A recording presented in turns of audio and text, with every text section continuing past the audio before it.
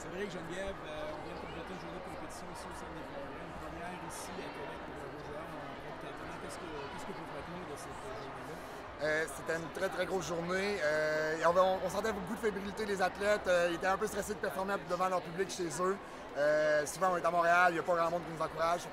Aujourd'hui, ils étaient plus stressés, plus que ça, que faire leur routine sur le sol parce qu'ils sont capables de la faire, la routine. La première routine, justement, ça les a vraiment angoissés, stressés. Fait que ça n'a pas très bien été. Puis on n'a pas été capable de rechercher l'écart de points pour une place sur le podium. Pour la deuxième run qui a été très bien faite dans le fond depuis versus la première. Est-ce qu'on se rend compte que ça ne pardonne pas les petites erreurs à la première run, après ça c'est difficile de revenir? Souvent, comme un de mes anciens coachs me disait, assistant, il disait celui qui gagne la première run gagne la compé.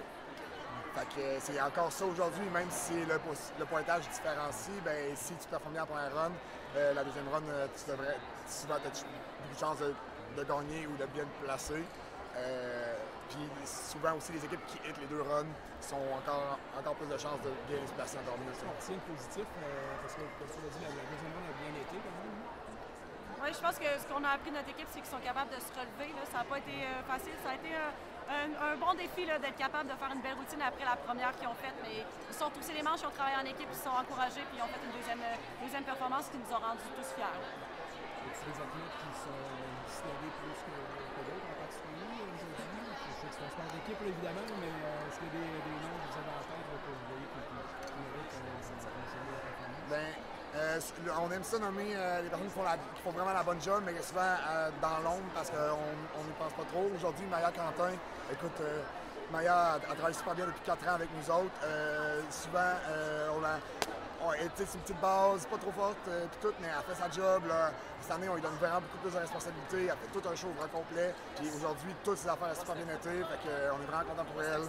Elle a une très bonne attitude en pratique. J'ai rien à dire contre cette fille-là. La deuxième personne, c'est Laurie Julien.